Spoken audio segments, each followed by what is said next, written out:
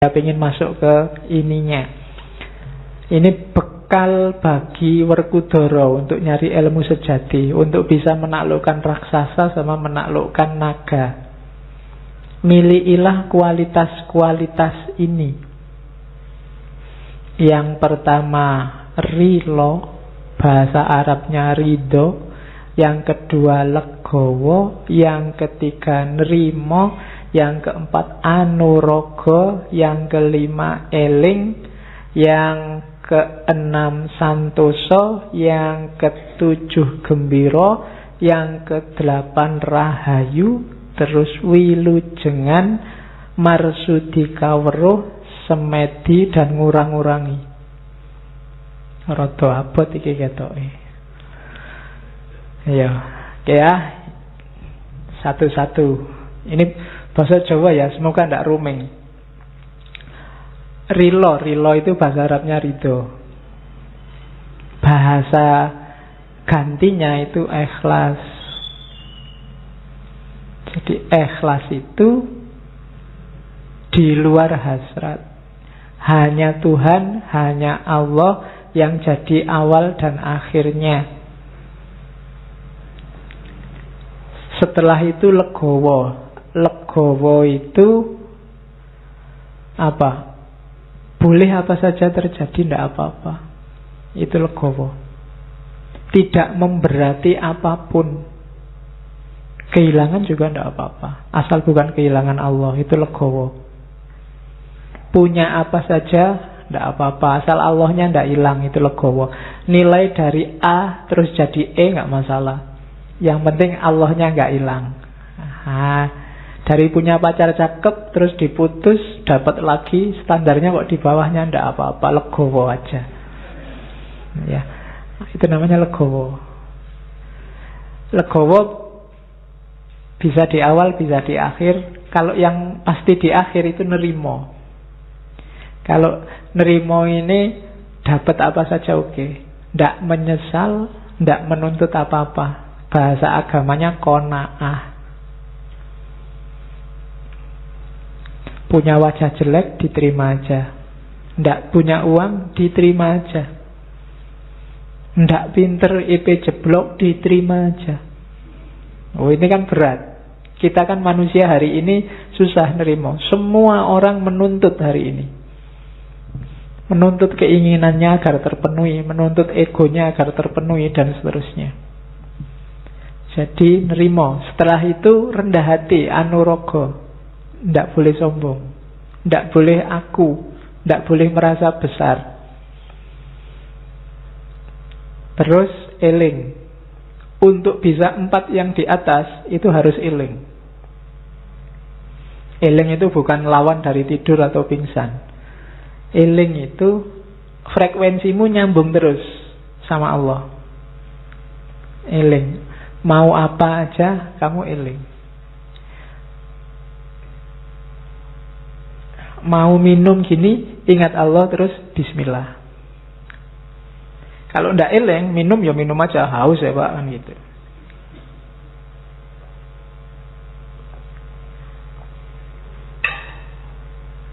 Terus santoso. Ini bukan nama orang ya. Bukan nama PO bis juga. Santoso itu di Indonesia kan jadi sentosa. Makna pasnya itu selalu berada di jalan yang benar. Biar santoso, maka setiap kali baca Fatihah kamu berdoa ihdinas sirotol mustaqim. Jadi sebenarnya jalan yang benar itu kita semua sudah tahu. Tinggal mau konsisten apa enggak.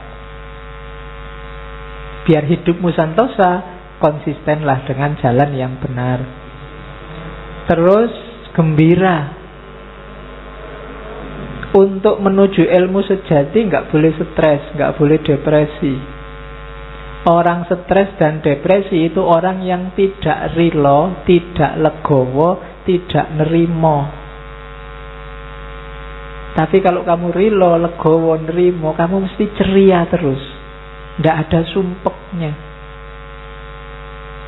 Kamu galau, sumpek, itu kan keinginanmu tidak terpenuhi, cita-citamu gagal, masa lalumu jelek. Kan itu. Itu berarti kamu tidak rilo, tidak legowo, tidak nerimo. Biar rilo, legowo, nerimo, ya gembira. Orang yang sudah mempunyai 3 karakter itu pasti gembira, ceria. Dari wajahnya kelihatan. Jadi orang dekat juga enak, tidak mencurang, tidak sumpek, suntuk, diajak ngobrol nggak enak. Dari mana mas? Dari belakang. Mau kemana? Mau ke depan. Susah. Dari mana Thomas? Kok jalan kaki aja? Emangnya harus ngerangkak? Susah diajak ngomong. Jawabnya tidak enak terus. Tidak ceria. Hidup jadi beban. Tidak akan ketemu ilmu sejati. Orang kayak gini mesti mengeluh terus. Ya. Terus rahayu. Rahayu itu biasanya kita pakai ini ya, hayu, rahayu itu. Hatinya selalu ingin melakukan yang baik.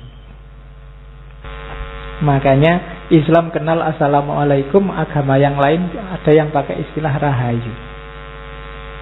Itu berarti mengharapkan orang lain dalam kondisi baik, selamat selalu. Selanjutnya wilujengan. Jangan salah, untuk cari ilmu sejati juga kamu harus wilujeng, harus sehat. Jangan mentang-mentang saya mau ilmu sejati tirakat terus poso, ndak makan, ndak minum, ndak ngerokok, ya kecut. Ya, sehatlah ya. Sehat dulu baru bisa semua ini. Lah kalau kamu sakit ya mikir gembira, mikir santosa, eleng ya abot. Sehat. Jaga kesehatan. Jangan melakukan hal-hal yang mencederai kesehatanmu. Itu menunjukkan kamu tidak amanah. Karena badanmu, fisikmu itu titipannya Allah, bukan milikmu yang bisa kamu pakai sesuka hatimu. Itu amanat dari Allah, dijaga. Kalau memang tidak ada yang penting ya tidak usah melekan. Kalau memang nggak pepepet karena nggak ada uang ya makanlah 3 kali sehari. Kalau tidak ada uang ya utanglah. Ya, kalau sudah terlalu banyak utang ya ganti warung. Yang belum ada utangnya. Ayo. Lo kan gampang, tinggal pindah angkringan di sebelah kan sudah utang yang baru. Tidak apa-apa. Ya kalau ada yang nagih marah-marah ya bilang aja ini menjaga amanahnya Allah ini loh, kok berat. Oke, terus sehat ya badannya, baru setelah itu marsudi kawero, nambah wawasan terus, jangan berhenti-berhenti. Sampai besok-besok, tidak boleh merasa pintar meskipun sudah jadi profesor, jadi luar negeri, jadi wis nggak masalah wis. Tetap marsudi kawero, jangan merasa sudah. Harus selalu belum untuk ilmu ya. Setelah itu semedi. Semedi ini fungsinya introspeksi ke dalam. Yang dilakukan di atas tadi semuanya sudah pas apa belum? Kalau bahasa agamanya tafakkur muhasabah. Harus ada fase ininya. Dan yang terakhir, ngurang-ngurangi. Tidak boros, tidak kakean turu, tidak kakean makan, tidak, dikurangi dikit-dikit. Jangan berlebihan. Lawannya mengurangi kan ngeluih-ngeluih, tidak boleh. Kalau urusan dunia, urusan apapun yang tidak esensial, kurangilah. Kamu sendiri ngerti mana yang harus dikurang-kurangi. Berapa jam harus begini, berapa jam harus begitu, dan seterusnya. Minggu lalu saya bilang misalnya HP, smartphone-mu itu harusnya berapa jam sehari kamu pakai. Karena kalau penelitian terbaru minggu lalu saya bilang kan orang Indonesia itu rata-rata 9 jam. Dilihat mungkin penelitiannya lewat provider itu. Jadi hitunganku 9 jam itu sudah luar biasa. Wong tidur manusia dewasa saja 7 jam. Itu 9 jam. Jadi yo kurangilah dikit-dikit. Yo 9 jam kurang 5 menit lah sebentar. Ya kan pelan-pelan terus 9 jam kurang 10 menit, 9 jam dikurangi. Kalau selama ini bangun tidur yang dicari dulu HP, terus ada WA apa. Ya sekali-sekali nggak usah nyari HP dulu lah. Begitu mau nyari HP, andaan nanti aja tak buka jam-jam 8. Kalau memang sangat penting kan masuk di WA, mestinya kan telepon kan gitu pikiranmu biar nggak was-was. Jangan-jangan ada yang komentari aku nih, jangan-jangan ada yang ya ngomong aku ini kan selalu kalian gitu tuh. Begitu kamu posting itu biasanya wis kamu jangan-jangan ada yang komentar ini, ada yang jempol nggak, ada yang kan gitu terus. Jadi kamu terpaku di situ terus. Oke, dikurang-kurangi ya dikit-dikit. Demi yang lebih penting, ilmu sejati. Terus nah, nanti di Dewa Ruci ada 4 jenis nafsu. Kalau ini nggak saya jelaskan detail, kemarin di Ghazali, di beberapa sufi sudah dibahas. Jadi ada nafsu lawamah, nafsu sufiyah, nafsu amarah, nafsu mutmainnah. Ini juga yang diajarkan oleh Dewa Ruci. Jadi setelah masuk ke telinganya Dewa Ruci, kalau disuluk linglung setelah bergabung sama Nabi Khidir, di dalam situ melihat banyak cahaya. Ada 4 cahaya yang dilihat. Ada cahaya warnanya hitam, ada cahaya warnanya kuning, ada cahaya warnanya merah, dan cahaya warnanya putih.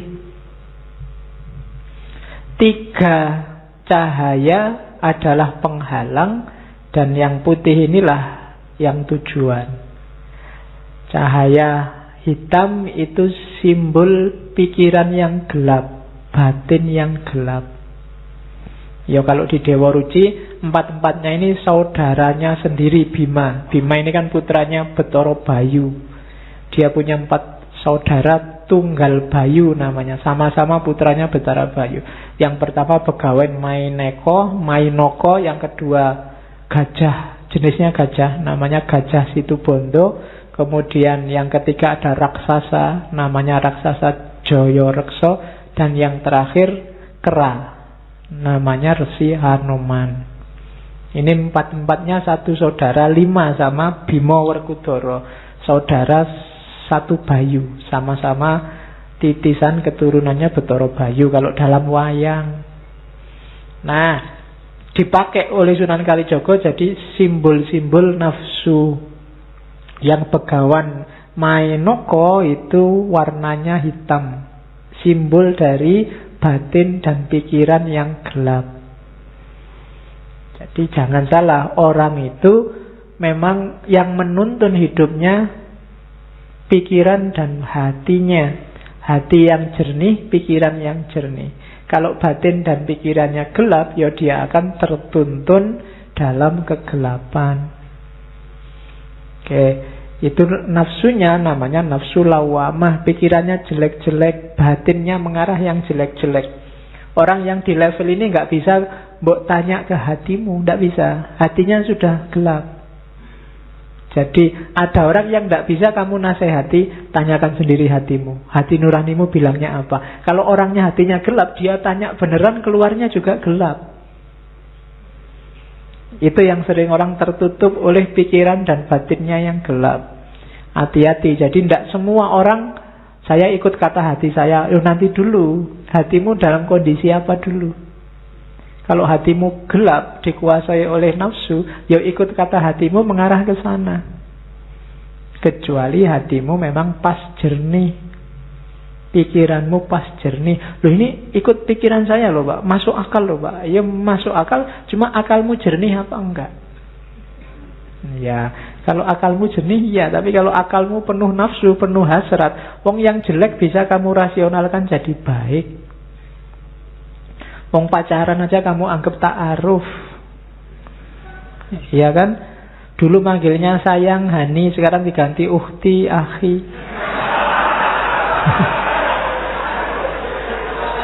Iya. Waduh, wahai. Dan kamu menyebut, oh itu lebih islami, Pak. Lah. Pikiranmu kan itu. Ya, yang jelek-jelek bisa jadi bagus. Akal. Karena hatinya gelap. Jernihkan dulu hatimu, tajamkan dulu pikiranmu, baru kamu ketemu kebenaran. Kalau enggak, nafsu lawamah. Yang kedua, nafsu sufiyah. Ini dari gajah. Jadi warnanya kuning. Ini biasanya hubungannya sama kecenderungan orang untuk malas, lemah, lupa. Kamu menyebutnya manusiawi, tapi itu penyakit. Manusiawi itu Pak, sekali-sekali lemes, sekali-sekali males. Iya, itu nafsu juga jenisnya. Seharian main game, HP lagi, terus kamu kalau diingatkan, kita kan berhak istirahat, berhak dapat rekreasi, berhak. Itu nafsu sufiyah namanya. Kamu punya justifikasi untuk malesmu. Tiap hari di kamar nggak keluar-keluar. Kalau diingetin bawa keluar-keluaran, ndak, di luar banyak dosa. Yo padune kowe males. Kuliah ndak masuk, ke masjid ndak mau, diajak temennya kemana-mana ndak. Alasannya takut terkontaminasi. Ndak, itu namanya nafsu sufiyah. Warnanya kuning. Bikin orang males, lemah, lupa. Oke, diajak apa-apa capek. Nah, itu nafsu sufiyah. Yang ketiga, nafsu amarah. Lambangnya warnanya merah. Kalau kalian lagi agresif, pingin nabrak sesuatu, pingin ngerusak sesuatu, hatimu panas, itu nafsu amarah. Matanya merah, mukanya biasanya juga merah, darahnya naik ke atas semua. Nah, itu alamat. Makanya Nabi ngasih petunjuk, kalau kamu sedang itu, kalau pas berdiri duduklah, kalau pas duduk berbaringlah, kalau pas berbaring ya gulung-gulunglah. Wudulah maksudnya. Iya, ambil wudu, sholat. Kan gitu. Jangan sampai dikuasai nafsu amarah, bahaya. Orang marah itu omongannya tidak terkontrol. Bisa jadi ngomong seolah-olah marahi orang lain, bisa balik ke dirinya sendiri. Itu karena marah. Itu kan kayak ada majikan marah sama supirnya. Saking marahnya dia marahi supirnya, terus dia bilang, pantatmu kayak wajahku. Ya. Dipikir-pikir, oh kebalik. Iya, dia balik lagi. Keliru tadi, bukan pantatmu kayak wajahku, tapi wajahku kayak pantatmu. Padha wae. Ya. Ya. Itu karena sedang marah, pikirannya ndak tertata. Jadi hati-hati nafsu amarah ya, melakukan sesuatu. Biasanya kamu habis marah melakukan apa, itu kamu menyesal. Tadi nggak usah ngomong gitu, ngapain sih? Tadi kok aku ngomongnya sampai segitu ya? Jangan-jangan temanku sakit hatinya sekarang. Itu karena tadi kamu dikuasai nafsu amarah. Oke, kalau kamu merasa, wah ini marah ini, mundur dulu sebentar. Jadi dipikir dulu. Kalau mau marah, marahnya diatur. Biasanya nggak jadi marah. Ngomongnya ditata dulu. Marahku ini ngomongnya harus gini. Biasanya nggak jadi marah. Pokoknya jangan melakukan sesuatu kalau sedang marah, bisa bahaya. Marah boleh, manusiawi, tapi jangan ditaklukkan oleh marah. Oke, nafsu amarah. Dan yang keempat, inilah nafsu mutmainnah. Pikiran jernih, batin jernih, aktif, tidak males, tidak ngelukruh, dan tidak dikuasai amarah. Kita sedang ada di ranah mutmainnah, warnanya putih, simbolnya Hanoman, kera berbulu putih. Itu 4 jenis nafsu yang dinasehatkan oleh Dewa Ruci pada Werkudara. Nah, jalannya namanya